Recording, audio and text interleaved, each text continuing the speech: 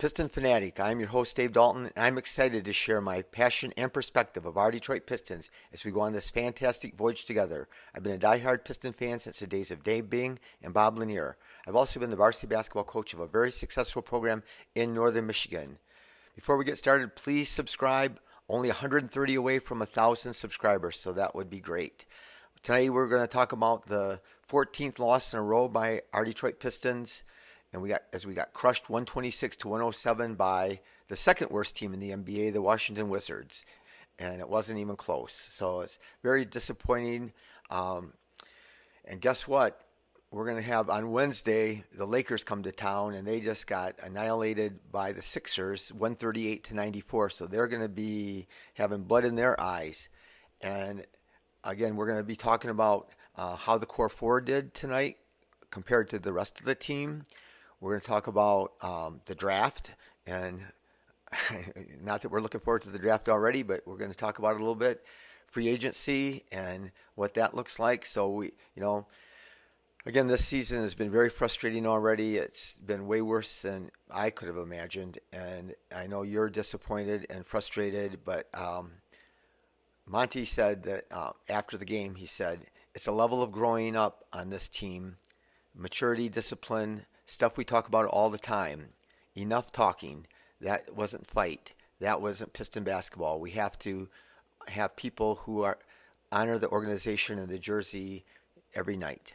Well, I've coached a long time. I watched sports all my life, and I'm not just making excuses. But going into this game, I said to several people, there's a huge thing in sports. There's typically in a game, there's one team that's playing to win, and there's one team playing not to lose. And sometimes it's the team that's favored, or especially like, for example, if a team's beat a team twice in a row, like in high school basketball, if you beat them twice during the regular season and then you play them in the tournaments, then all of a sudden that team is playing, with nothing to lose. And that there's a big difference, and you're just playing to win.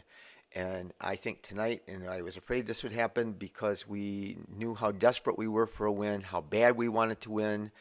The players had a players-only meeting after the Indiana game, and Monty talked about it a little bit. He said that the players, he thought it was good. Nobody pointed fingers. Everybody just talked about it and how they need to be better. And he says that's why he loves these guys, and he's proud to coach these guys because they aren't people who just put the blame on other people. But it is hard when, over 70% of our points have been scored this year by players that are under 23. And again, you don't want to hear excuses, and it's not just excuse. There's no excuse for losing again like we did tonight, as badly as we did. But I will talk a little bit about I told you this season is all about developing the core four. We have to build around that team. We have to get other players to play better. You cannot win with four players. But I know that the core four tonight, Cade, Duren, Ivey, and Ausar, they were 29 for 56. So they shot a high percentage. They shot 56%. And the rest of the team was 14 for 46, which is just 30%, not 31%, 30%. So the core four, did really good. But that isn't, it takes a team to win. It takes even a good bench to win. And so, but we're going to talk about that. The core four, if you look at the stats, and if you watch them play, Ausar was incredible tonight. Some of the plays that he made, and some of his drives and his dunks and blocks and everything, he did incredibly well. And Cade had some good moments. Ivey didn't probably shoot enough, but he still had a strong game. But like I said, I think you could just tell they just didn't have any pep in their step. They just were playing not to lose. They felt like they're playing with the weight of the world on their shoulders. And when all your players are just 22 years old and not experienced in the NBA, and you've lost this many in a row, I think it's challenging. And I do think that I think Cade's a great leader. I think Stu's a great leader, but I still think that it's just, I don't know, it's just really hard for them.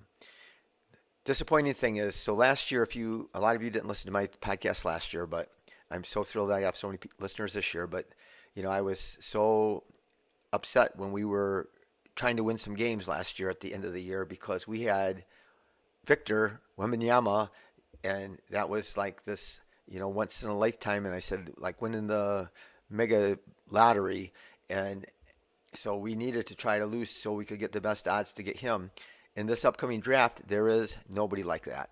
And we're going to talk about that a little bit later. There's not even a consensus number one draft pick. So losing, usually you have that, thing to look forward to. But by getting some unbelievable player, but there's not in this draft. And like in the last few drafts, there's like been three guys that are really highly thought of. And this year, there's not. But we'll talk about that a little bit. And in a lot of years, it changes. There's as the year goes on, players emerge and some people get better. But anyway, let's start talking about tonight's game. Again, we lost 126-107. And like I said, Ausar, he was 8 for 14 and played only 27 minutes. I'm not sure quite why he didn't play 30 plus minutes like the other starters, but he was 8 for 14, which is a great percentage. He made some spectacular moves in transition where he hung through the air and shot reverses or dunked it, and he is just so much fun to watch. And he blocked Poole's shot came from way far away and rejected him.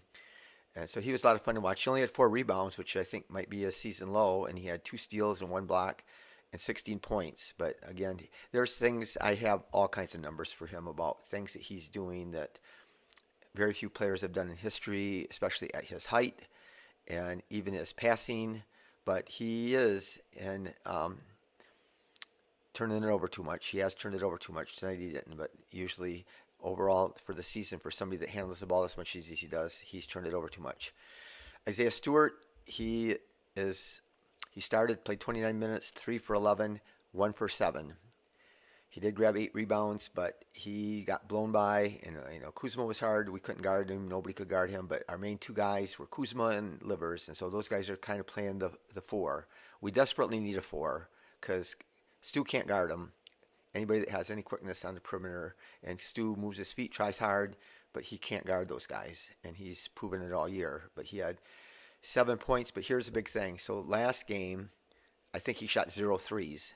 This game, he shot 7, and he was 1 for 7. He was shooting the 3 quite well earlier in the year, but he would be like 2 for 4, or he wasn't attempting very many. And supposedly we needed him, and his big thing this year was going to be to create space on the floor so that Cade and Ivey could drive and get to the basket without people collapsing on them. But he is not doing that. And again, he's not, he's not a good defender, especially for a 4. So he's undersized for a 5. So anyway, I constantly said this, and I'll probably say it every episode. He's a player I'd love to come off my bench and bring energy and toughness and the leadership that he brings to the team. And if he can make a move or a shot occasionally, that's cool. And he can improve. He's 22, so he can get improved. But right now he is not a scorer. He is not a shooter, and we do not have enough scorers and shooters on this team. So Duren, 32 minutes, 5 for 8. The numbers look good. But he's only 2 for 5 on free throws. 14 rebounds. I mean, that's 32 minutes, 14 rebounds, 3 assists, 5 blocks. That was his career high. He's had 4 before, but 5 was his career high. But here's the problem. 6 turnovers, and he is the worst in the league for a guy that handles the ball as lowest number as times as he does. He turns it over more than anybody.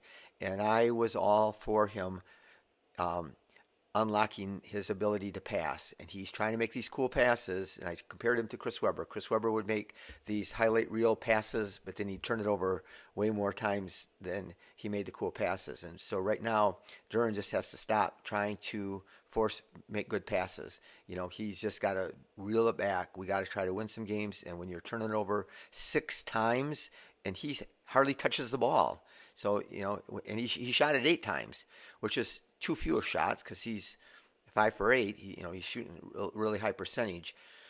But we just got to get him, again, he just turned 20. and you don't want that to be an excuse, but it is. It is the reality. So, Cade, 32 minutes, and he um, scored 26 points. He ended up shooting. He made some shots at the end of the game. His percentage was fine. He was only 2 for 7 on threes, 4 for 4 on free throws. He definitely got fouled some other times, and he doesn't draw the foul. He had 5 rebounds, 7 assists, and 1 turnover, and 26 points. That's a great game. That's a great game. We could take that. We should be able to win when Cade shoots that percentage, and he has 26 points and 5 rebounds and 7 assists and 1 turnover. We should win the game. But it's just the guys around him, just haven't done it well enough. So like I said, Ivey was terrific tonight. My opinion is that especially when Cade's struggling, that Ivey needs to run the point more or run plays to get him more touches. So our best offense is Ivey driving to the basket and either scoring or shooting. That's really our most efficient offense at this time. I thought going into the year it was going to be the Duren Cade pick and roll, but for some reason I don't know if teams have just figured it out or we don't run it enough, but it's not happening for us. But when he played 32 minutes, 6 for 12, 2 for 3 on threes. So why isn't he getting more threes?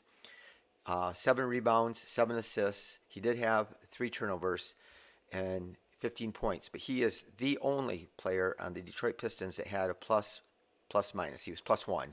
So in the minutes that he played, that was the only we were better than any other player on the court. So I think he needs to be more involved. He needs to touch the ball more. He got benched once I guess he must have not done something right on defense. I know Monty took him out early in the first quarter, but he did still get to play 32 minutes, and I still think he needs to be more involved because I do believe he is the second scorer. You need 2 really big-time scorers at least, and then hope some guys fill in around the fringes.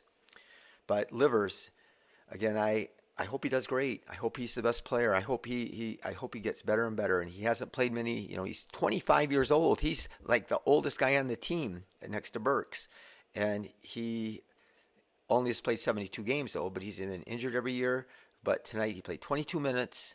He's 3 for 10 and 2 for 8 on threes. And I guess if he was 3 for 8, that's not terrible. But he's supposed to be a floor spacer. He's passed up some shots. Kelser said he does. Oh, he's comfortable. He's just firing it. But he didn't in the first half. He passed up at least 2 open threes, and he's got 1 rebound. And so, Monty wants to use him at power forward, and he had 1 rebound in 22 minutes tonight. And the other thing is he can't guard people. He tries hard. He's smart, but his feet don't move quick enough to guard guys on the perimeter that are like Kyle Kuzma. And again, nobody could guard him tonight, but he scored 8 points, and he was minus 26. And plus minus is not always a fair indication of players, but it was the worst plus minus on the team. And I'm sure he's going to get a lot more chances to play, but it's not looking like he was a second round pick. But again, everybody loves they list the things that he can do. He talks on defense. He moves the ball quickly on offense, and he's smart on his rotations.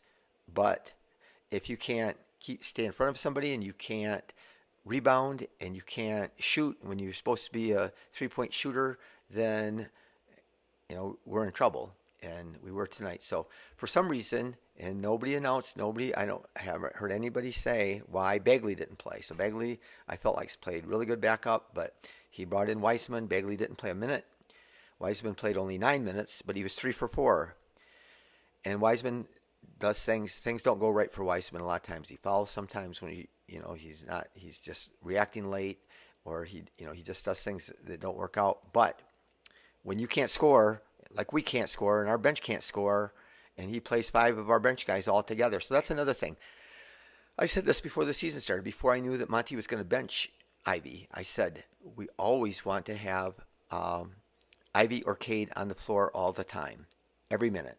And it can be done. You can make a substitution. Then I kind of thought maybe I wasn't going to feel that way because I thought we were going to have Monty Morris. And again, he just hasn't played all year, and who knows when he will play. So, but Weissman hit 8 points and only played 9 minutes. So Killian 16 minutes, and he had 3 blocks, and it was a good, really unbelievable block in transition. I think he turned the ball over just before that, but he um, was 0 for 1. He scored 0 points, and he's not a scoring threat. So again, that's why we needed him out of the starting lineup, and he's one of the worst shooters in the league this year. And even though he had that big, really good spurt where he shot well, he hasn't shot that many shots. So when he had that one good spurt, it kind of raced him up. But he's still one of the worst shooters in the league. But so is Ausar. And I will say this: Cade Cunningham, I love him. I'm the president of his fan club, and I confident that he's going to play better, but he has not proven that he can shoot. His shooting consistently has been like 40% and 32% or something on threes. And, that's not good enough, especially when you're turning it over more than anybody in the league. And I am confident he's going to get that straightened around. Like you said, tonight was a good game. The last game he had a good game. And so we'll just see what happens against the Lakers Wednesday. Burks, this is a killer, man. Burks, he was one guy. He was so good all last year, just consistently good. And he shot, close to 50% on twos and 40% on threes, and he just was money. And he only played 20 minutes, but he is not doing it since he got injured and came back from his injury. He started the year amazing, and now he's tonight he was 2 for 8 on overall, and he was 0 for 5 on threes and 0 assists. And so it's it kills us. He's our one veteran, the only veteran on our team, and we need him. And it's just disappointing that he can't pull through. He's trying. He's a great guy. He's trying out there.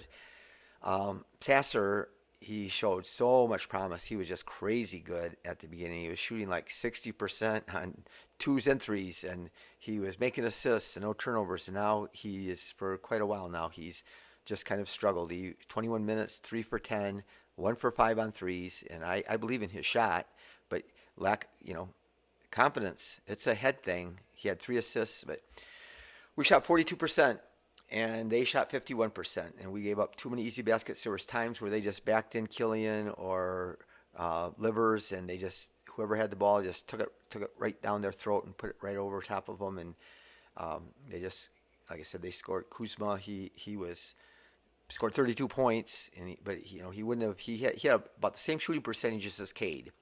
The only difference was Cade was 4 for 4 on free throws, and he was 10 for 11. So that was the big difference. He got a lot of calls. And he sells them, and Cade doesn't so much. He was 10 for 23. That's just about what Cade shot. So,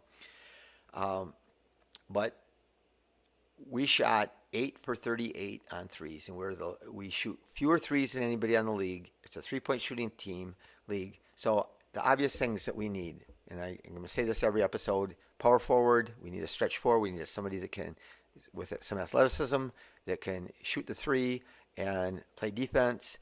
And there's guys out there. OG Anunoby and Jabari Smith Jr. and a lot of those guys are. And Evan Mobley, he doesn't shoot the three, but he can shoot and he can score, and he's a great defender, and he's 6'10 or 6'11.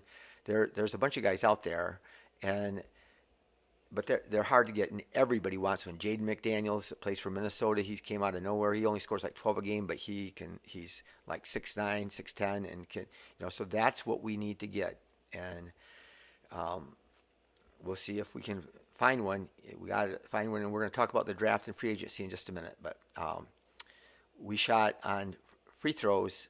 On threes, we were 21%. They were 10 for 29, so they were 35%. And so free throws, we were 13 for 19, which isn't as good as we usually shoot, 68%. They were 26 for 28, 93%. So we should have dominated them. They've been getting out-rebounded all year, and we've been rebounding as one of our strengths. We can't shoot threes. We turn it over too much, but we can rebound. And we should have dominated them on the boards, and we didn't. 49-46, we out-rebounded them by 3. We only turned it over 16 times, which is not, obviously not good enough, but they turned it over 15 times. So let's talk about, we're going to talk about the draft for a second. So one of my listeners, and I love the comments. Keep the comments coming in. If you ever have a question and you want to leave it in the comments, and then I will try to address the question in the next episode.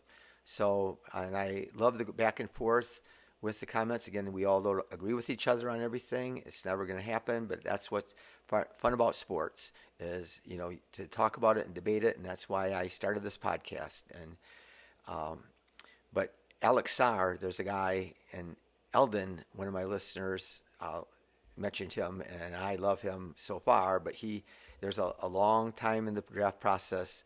If you've ever followed the draft and the players in the draft, the process is grueling. It's long. It's a marathon, and guys go up and down draft boards. But Alex Sarr is 7'1", and he's a power forward. He is not a center, but he is aggressive and can move his feet and can block shots, and so he's not near as good as Chet or Wemby, but he's a guy that can guard him, and it looks like that's a direction the league's going. You're going to want to have one of those guys. So we'll see if he's available when we're picking, or how he continues to progress in the draft.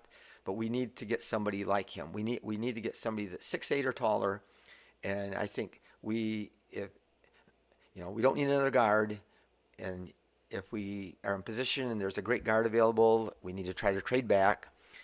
But we need to try to, get somebody that's a power forward that can play defense. Sarr's shot is not great, so that's something that's got to improve. We'll see how that continues to improve. There's a long time until the draft in June, and we'll see from there. But free agency, so this has got to be it. I know Monty's seat is getting hot. It's getting real hot, and I'm not sure if it's hot with the owner or not, but I know that fans are done with him, a lot of fans. My opinion, he hasn't done the worst in the world, and I just think that but he has to come through. This is do or die this summer. He has to make a big trade or sign a free agent that's going to be a huge difference maker on this team. We're going to have evaluated. We're going to know our young core. We're going to know what fits. We already really know the biggest position of need right now. And the big thing is, the cap space. So the Magic have, and so these are projected by Keith Smith, who is really brilliant. He's on the Front Office Show. It's a podcast that's really popular, but he knows the cap in and out and what every team has and what they owe and how long the contracts are and what might happen. So he projects what players teams are probably going to keep and what players they're not going to keep and who they're going to re-sign or who they're just going to let go. So it's based on just a lot of projections, so it continually changes, but the Magic are projected to have $40.6 million, the 76ers $39.8 million, and our Detroit Pistons $38.5 million. Actually, the Pistons they could potentially go up to like $60 million if they didn't re-sign a lot of the players. So, but Keith Smith says that's 3 teams. That's the smallest group of teams that he can confidently project to have cap space, and it's the lowest number since he's been doing this. He's been doing it for over a decade, and this has been the smallest number of teams that had that cap space. And here's the thing: the Pistons are going to have. This is the last summer that we really have the big cap space as much, because Cade will be eligible for his rookie max extension at sometime after the summer. And so this is the last summer that we're going to 2024 that we will have the big money in free agency. So we need to make a big swing this summer, and it might be a sign and trade. There's a lot of different ways that it could happen that can work, but it does help to have the cap space. I know people are upset that we used it on Joe Harris. I will say this: Cam Johnson. Everybody wanted him, and I was kind of getting happy about him, but the concerns were he was injured. The concerns were you were going to have to overpay him for a player who was kind of a role player. And as it turns out, he has been kind of a role player, but he's also been injured most of the year already. But he's been injured his whole career. And so that is a problem. And when you talk, though, about, we're disappointed in our season, but, I'm going to tell you, again, my perspective is from being a Piston fan for years, for my whole life, and that's a long time. And so we had we haven't had this many good rookies to look forward to. I mean, our big excitement is we all get all pumped for Luke Kennard and Stanley Johnson or KCP, and they were all, except for Stanley Johnson wasn't that great, but Luke Kennard is a solid player and KCP is a solid player, but none of them had the potential that Ausar and Duren and Cade and Ivey have. Whether they realize that potential, it's not. I'm sure all four of them aren't going to, but I think there's a really good chance that a bunch of them will. And we haven't had any rookies like that since Grant Hill. That was 1994 that we've had a rookie, and I doubt that any of these four guys will probably get to be as good as Grant Hill. And unfortunately for his injuries, his career would have been even way better. But back when the bad boys, so I had another listener, Flip, he talked about how, the last time we've had something like this is when we had Dumars, Sally, and Rodman all came in at close to the same time. And the cool thing about Dumars, he was like taken 18th in the draft, and Sally was taken late in the first round, and Rodman was taken in the second round. And so those were some amazing players. And obviously we got Isaiah with the third pick, and we got Kelly Tripucka that same year in the seventh pick. And the thing about getting good players, and it could be the same for the core four that we have now, we use Tripucka to trade for to get another player, and then we use that player to get another player, and that's how it works. And so as disappointed as it is, we do have this exciting core, and I know that people are probably just yelling at me and shaking their fists and writing down some bad comments, but I'm disappointed. I can't tell you how disappointed I am. I wanted to win so bad tonight, and I thought that we would, and we just keep on to lose this 14 in a row with, having those four talented guys. But I think it's a psychological thing now that's really pulling the team down. It's a lack of any veteran presence. It's the lack of shooting for sure, and it's been a result of injuries. We've had close games. We've had games. I mean, we were ahead of the Pacers in the fourth quarter just Friday night, and we lost. And we were ahead of them by 3 points, partway into the fourth. And a lot of these games we've been ahead in the fourth to teams way better than the Wizards. So anyway, please again subscribe. 130 away from 1,000, so that would mean a lot to me, and be the reason that somebody feels valued and cared for and loved. Let's go Pistons. Let's beat the Lakers.